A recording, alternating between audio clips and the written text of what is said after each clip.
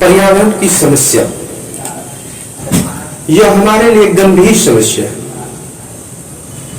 वैसे आपको बता दूं कि कोई भी निबंध हो, किसी भी विषय पर आप निबंध लिख रहे हैं, उसे 3 सोपानों में बांधा जाता है। और निबंध कमजोर नहीं होना चाहिए, ठीक है। निबंध बहुत मजबूत होना चाहिए। इससे जो ना अभ्यास के द्वारा ही संभव हो सकता है।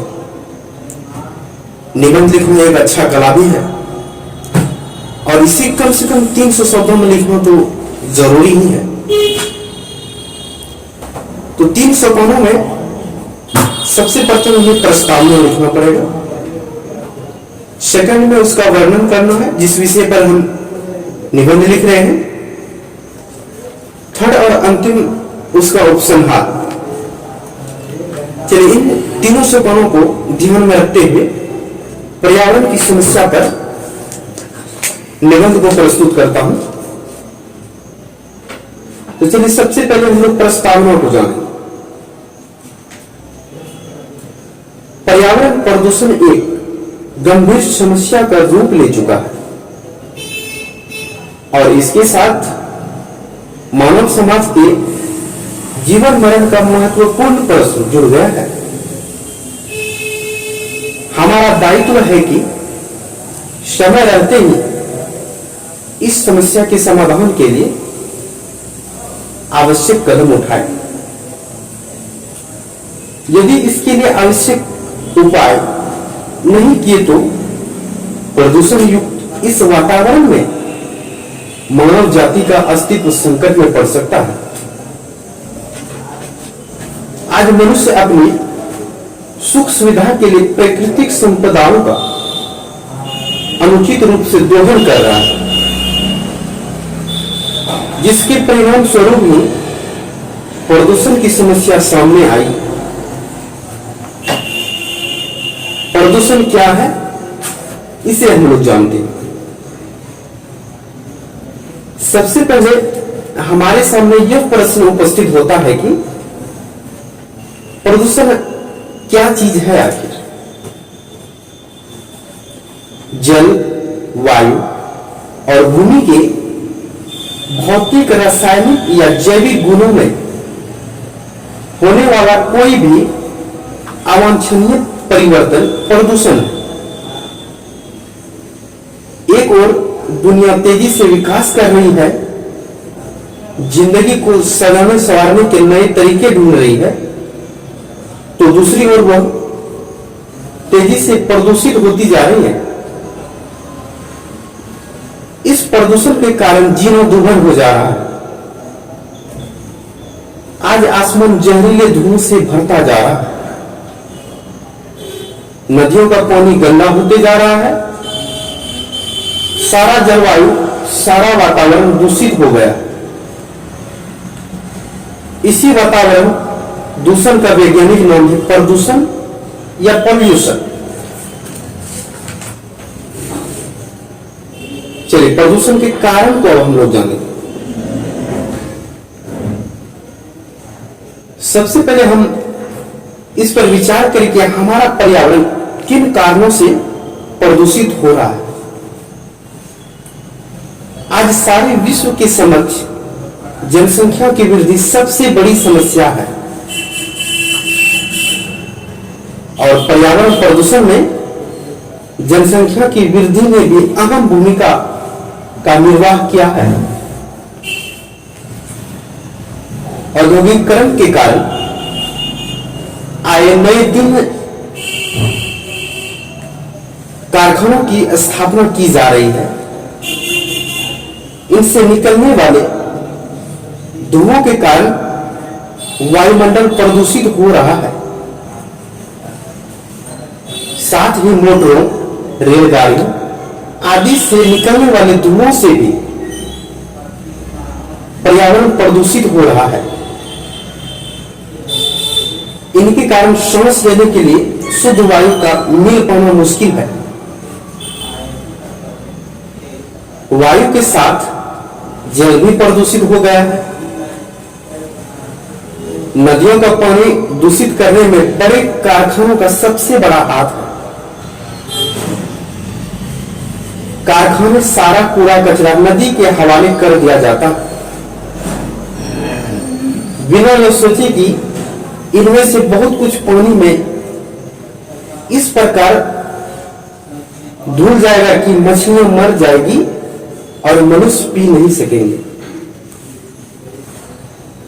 राइन नदी के पानी का जब विशेषज्ञों ने समुद्र में गिरने से पूर्व परीक्षण किया तो 1 घन सेंटीमीटर में 20 लाख जीवन विरोधी तत्व मिले। कबीर दास के युग में भले ही बंधा पानी ही गंदा होता, आज तो बहता पानी भी निर्मल नहीं रह गया है, बल्कि उसके दूषित होने की संभावना और बढ़ गई है। पर्यावरण प्रदूषण रोकने का उपाय क्या है, चलिए इसे जानते हैं। सारा परिवेश विषाक्त हो गया, सारी मानवता संकट में है, अनेक प्रकार की नई नई बीमारियों का जन्म हो रहा है। इसे रोकने के लिए आवश्यक कदम उठाना अनिवार्य है। प्रदूषण की समस्या वैसे तो व्यापी समस्या है, लेकिन भारतीय प्रदूषण की कुछ अपनी विशिष्ट समस्याएं भी है। यहां प्रदूषण के एक बहुत बड़े अंश का दायित्व मशीनों और वैज्ञानिक प्रयोगों पर नहीं, हमारी निर्धनता और उससे उत्पन्न अस्वस्थकर परिस्थितियों और आदतों पर। एक ही घर में गाय भैंस मनुष्य जहां साथ साथ रहते हो, एक ही जलाशय में जहां मवेशियों को नहलाया जाता हो और वहां से पानी पीने के लिए लाया जाता हो, गंदी नाली के ऊपर मछली बिकती हो, खोमचे वाले जहां मक्खियों को मित्र और अतिथि मानते हो, वहां की प्रदूषण समस्याओं को नियंत्रित कर पाना संभव नहीं है। लेकिन कुछ प्रयास किए जा रहे हैं कि वायु प्रदूषण को रोकने के लिए चिमनियों में फिल्टर लगाए जाए जो प्रदूषणकारी तत्वों को वायुमंडल में प्रवेश न होने दें। जल प्रदूषण को रोकने के लिए आवश्यक है कि जल स्रोतों में गंदे पानी को न डाला जाए तथा उद्योगों धंधों से निर्गत पानी को विनिर्गत किया जाए। पर्यावरण संरक्षण के लिए वनों की रक्षा पर विशेष बल दिया जाना चाहिए। वृक्ष और वनस्पतियां वायुमंडल से कार्बन डाइऑक्साइड ग्रहण करते हैं और ऑक्सीजन छोड़ते हैं। अगर वृक्ष तथा वनस्पतियां न हो तो पेट्रोल तथा डीजल से चलने वाले वाहनों, कारखानों और प्राणी जगत द्वारा छोड़ी गई कार्बन डाइऑक्साइड से संपूर्ण वातावरण भर जाएगा।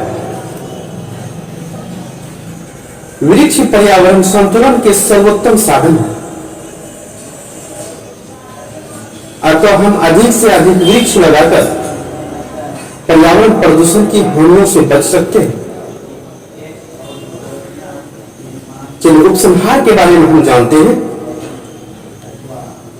प्रदूषण के कारणों और स्वरूप पर चर्चा करें तो असंख्य कारण दिखते हैं। सब कुछ दूषित है, हवा, पानी, पेड़, पौधे। प्रसिद्ध वैज्ञानिक जॉर्ज हुडलर का कथन है कि परिवेश के चक्रों को प्रदूषण के बारे में हम जितना जानते हैं उससे जो ज्ञात होता है कि इस विशाल पृथ्वी पर अब कहीं स्वच्छता नहीं है। पर्यावरण की सुरक्षा सामाजिक एवं सामूहिक उत्तरदायित्व है। प्रत्येक नागरिक को इस दिशा में सहयोग देना आवश्यक है। चलिए, हमने इन तीनों सपनों को एक साथ बांधकर एक मजबूत निबंध लिखने में एकदम बिल्कुल सक्षम हो गए। तो आपको भी अगर इसके अलावा और भी कोई निबंध लिखने का मौका मिले तो आप जरूर अभ्यास करें और इन तीनों सोपानों को यानी कि तीनों स्टेप को ध्यान में रखते हुए एक क्रम से और व्यवस्थित रूप से आपको निबंध लिखना है। मुझे आशा है कि आप जरूर अभ्यास करेंगे निबंध को लिखने।